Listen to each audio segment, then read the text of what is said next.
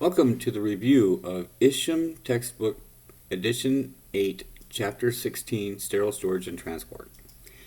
Okay, so now you've done all of the work necessary to get things sterile. You had to clean them according to the instructions. You had to sterilize them according to the instructions. You had to do prep and pack, following certain guidelines, making sure that the sterilant is able to reach all the surfaces, and you know all the things you had to do. It was a lot of work, right? So now it's going to be stored. Sterile storage actually begins when the sterilizer door opens. You have the process of the decontamination, and then the process of prep and pack, and then sterilization. Now, when the doors open, the items are sterile, still too hot to touch, but sterile nonetheless. So it is an issue or a matter of storage. So, too hot to touch. If the instruments sets or the instruments packs are hotter than the room, they are too hot to touch. And this is because residual moisture remaining in the packaging material could cause strike through. Little bacteria that are on your hands could be pulled, wicked directly through the packaging material and into the containers or the wrap sets. Not such an issue with containers. They're made of metal. Still though, it's a good policy to not touch the metal containers until they're cooled up as well. So same temperature as the room. Okay, now we're speaking specifically when I say area and air pressures, temperatures, and humidity levels. We are speaking specifically of a sterile storage area. This is not the same as an area that happens to be the same as your prep and pack, your big clean side of your department. Those pressures, humidities, and temperatures are not what we're talking about here. We're talking about a designated sterile storage area that is designed solely for the purpose of storing sterilized items and has a door, its own door. Okay. Near a sterile storage area, there should be connected to, adjacent to a sterile storage area, there should be a halfway room between the outside world and the sterile storage room. This is called a breakout room. This breakout room should be there because you should never bring cardboard or any outside shipping containers into the sterile storage area. So boxes can be brought into the breakout room, opened up, and then the items inside can be taken into the sterile storage area. And yes, I'm talking about things that come from the outside, perhaps a factory in California. They were ordered sterile, they were shipped sterile, and they made it to your hospital sterile, but they're in a box that is not clean. You should never bring outside shipping containers into the sterile storage area. So the sterile storage area should be designed and designated solely for the storage of sterile items. Non-sterile items should not be stored here. Excuse me. They could contaminate the outside of the packages. You're going to see times when you have things like shoulder slings and things of that nature that are not sterile but are clean.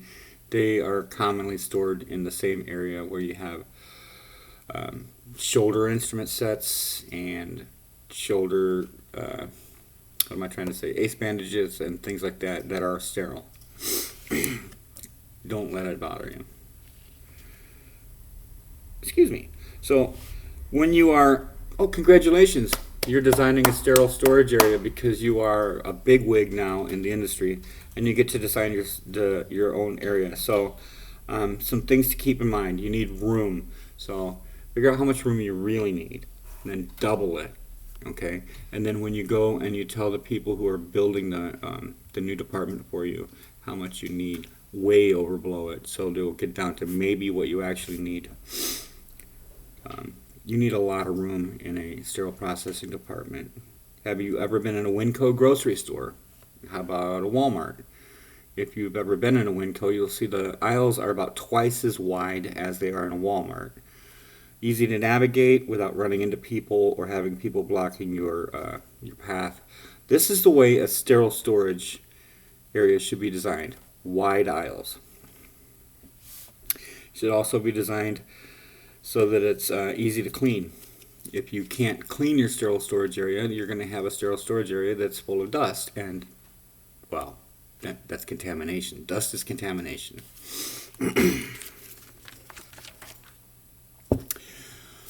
Storage conditions. So you know that in the decontamination area, you have negative pressure, 10 air exchanges, temperature range of 60 to 65, and relative humidity of 30 to 60%.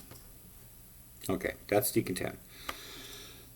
On the prep and pack side, you have 10 positive air exchanges with temperatures of 68 to 73 and relative humidity of 30 to 60%.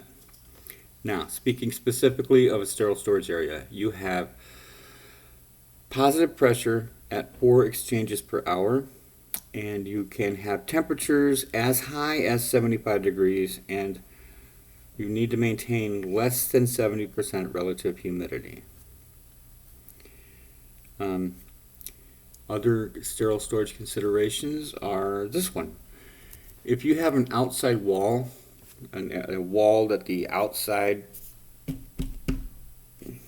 is on the other side of the wall, you need to keep any sterile items 2 inches or more away from that outside wall at all times, because the interior of an exterior wall can start sweating and it would contaminate the packs. Moisture is bad for sterile items. It's just bad. It's going to cause strike through. You need to make sure that you have enough light in your sterile storage area. Let's just apply that to the entire department. In the sterile storage area, you need to have between 200 and 500 lux of light. And lux is a unit of illumination that is equal to 1 lumen per square meter. And if you want more information on that, you're going to have to Google it. Okay, storage shelving. This is what we store things on. The most common shelving is it's known as open shelving. It's wire racks. This is common because it's easy to use, it's less expensive, it's easy to put things on and take things off. There's no doors to worry about. It actually will hold more than a completely closed shelving. However, as far as when it comes to protecting the things stored, the closed shelving is superior. Closed shelving you'll find in, not usually in the central service or in the sterile storage area. You'll see them in trauma rooms, in the ER, you'll see them in ORs. They store things at the point of use where they could be needing them, and they need to keep them safe from things that could happen, like blood splashes. And actually, if you were to have something sterile in a room when they have the patient under surgery, when the patient's open, that sterile item should no longer be considered sterile. But let's think of closed shelving as the Lamborghini of shelving. That would be the most preferred. Your car that you drive, is it a Kia? Okay, that's not the car you prefer, right? What do you want, a Mustang? Yeah, you want a Mustang. Okay, so the most preferred type of shelving is the closed shelving. But the most common one is the Kia, the Hyundai Elantra. That's the one that you have.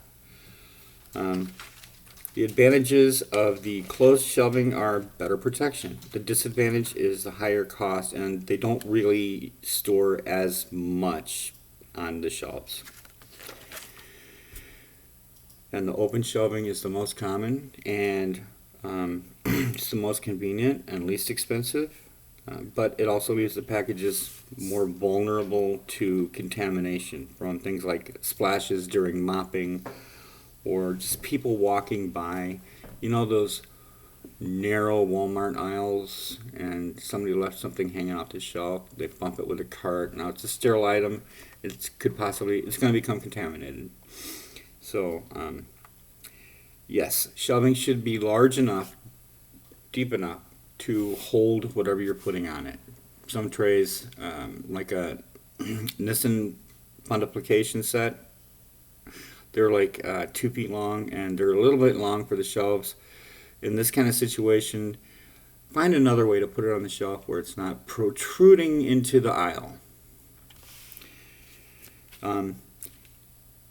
Okay, so for sterile storage, the bottom shelf of every cart needs to be solid or have a plastic liner on it. And that's to protect it from dust that can be kicked up. I know there's not supposed to be dust on the floor, but or from the mop during wet mopping.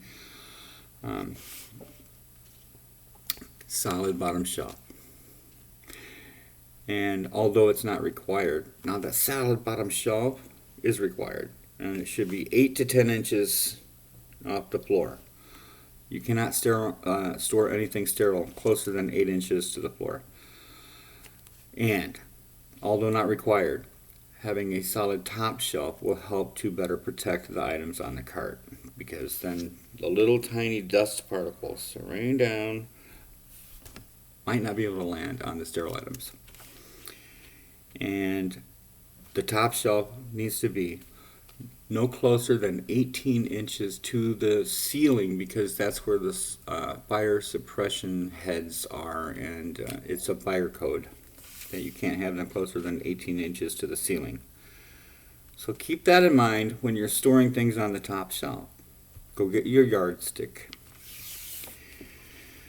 Okay, things that are sterilized in-house. They should not be touched until they reach ambient room temperature.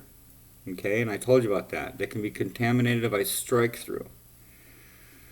Before you go ahead and put them into the sterile storage area, you should check all indicators. And also make sure that there's the load information, the locks are intact, the tape is not peeled up on a wrapped tray, the filters are in place, top and bottom. Don't forget to check underneath. And you should never drag a wrapped tray, because this can cause holes in the wrap.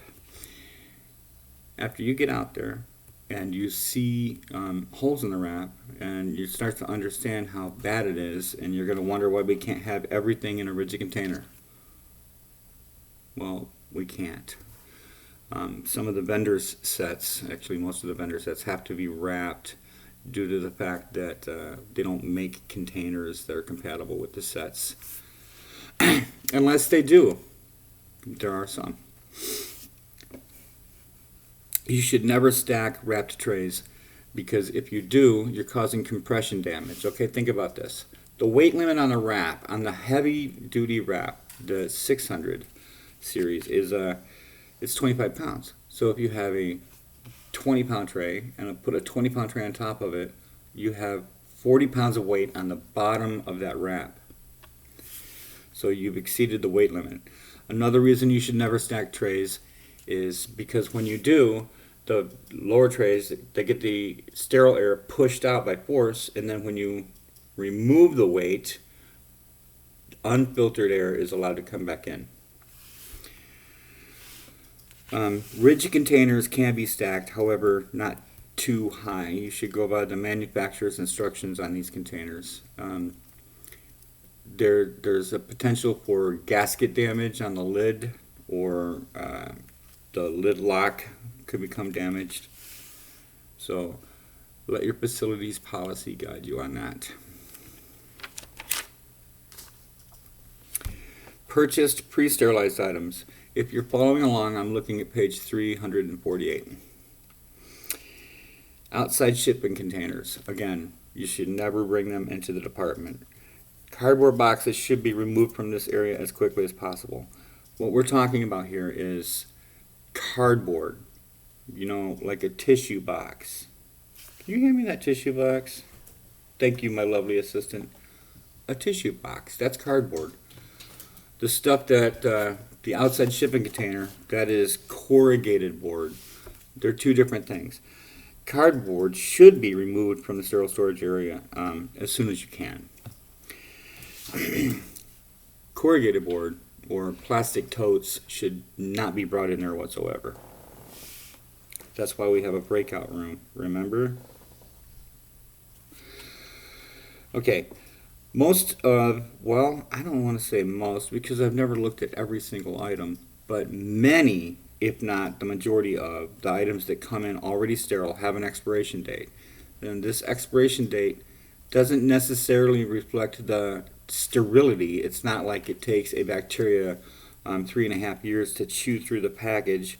What it is it's usually related to stability of the contents of the package. So there are things that are made of rubber and other man-made materials, and most packaging materials themselves do have a out date, because when they manufacture these packaging materials and they test them to see how long they can remain an effective barrier packaging, they don't test them into infinity. They'll test them for 6 months, a couple years, whatever the case may be. And then when the packaging material is no longer going to be an effective barrier, or cannot be relied upon to be an effective barrier because the manufacturer hasn't tested it that far out, then that's an event. And an event could be something has expired because it's reached its expiration date, or you dropped it on the floor, or somebody sneezed on it. I know that sounds gross, but these things are all the kind of things humans do. If you drop something on the floor, it's not sterile anymore. It's not sterile. Even if it was not sterile yet, if you drop it on the floor, it should be repackaged before it's sterilized, because it could and likely does have a hole punctured in it. So there's time-related sterility with expiration dates, and then there's event-related sterility. An event could be that the time-related sterility is over, so that could also be an event. Does that make sense? All right. It's important that you always handle sterile items carefully. You shouldn't do things like pick up a whole bunch of sterile items in your hand like this, like a whole bunch of peel packs, and carry them like this, because you're pushing the packs together. Tips of forceps will poke through the plastic. I know the plastic is more durable than the paper side of the pouch, but it's not indestructible. When you're picking up a bunch of wrapped items, like a bunch of Deaver retractors or Richardsons or something, and you're holding them like this, or you're holding them close to your chest, you're pressing all the sterile air out, and then when they decompress, they're going to pull unsterile air in. So handle them all like they're yours and you care about them. Don't carry sterile items under your arms or close to your chest. They should not be carried in big bunches. And what you're doing when you're using those kind of handling methods is you're causing events to happen. Even if you don't see it, there's not going to be an indicator that pops out on the package saying, bing, no longer sterile. You just have to know all of this. Proper handling. So a sterile storage area needs to be set up in a way that we can monitor events. That means it should be no traffic. It's not a shortcut. It should be low traffic. People only go in there when they have business in there. There should not be opportunity for things to be bumped off the shelf or ran into by carts. The air pressure, temperature, and humidity need to be kept in a certain range. And so we can't possibly 24/7 monitor every aspect of every sterile storage area, but we can certainly do everything we can. And when in doubt, throw it out. Walk through your sterile storage area. Look for things that aren't right. Look for tape that's missing, stickers that are missing, locks that don't look like they're intact. Check the lock. Look for filters. Sometimes when the OR takes something to use, they start to open it, and then they're like, oh, I don't need this. So they'll put it back on the shelf, or they'll send it back to us to put on the shelf. So every time something goes onto the shelf in sterile storage, it should be inspected. Every time it comes off the shelf before it's taken to the user, it should be inspected. If they don't use it before it gets put back on the shelf, it should be inspected, because events happen.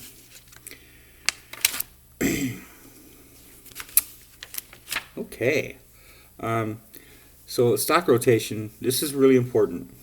Okay. Note that items with expiration dates should be used in the order of their expiration dates, with the items that will expire first being used first. So first in, first out, or FIFO, is the rotation of stock. You got a shipment of ace bandages in on Tuesday, and they went into the bin.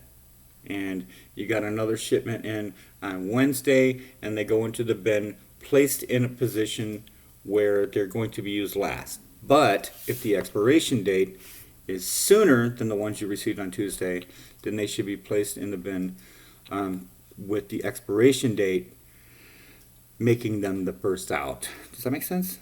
Okay, I hope so. Basically, I'll use milk. So you got some milk at the store on Tuesday, and the expiration date is April 8th, and then you went again and said, I need more milk, and you got milk that's expiring on April 7th. You're going to want to use April 7th expiration date first. It's important that you rotate your stock. The longer something's sitting on the shelf, the more opportunity it has to experience an event which would render it useless. Sterile storage needs to be cleaned. Sterile storage needs to be cleaned.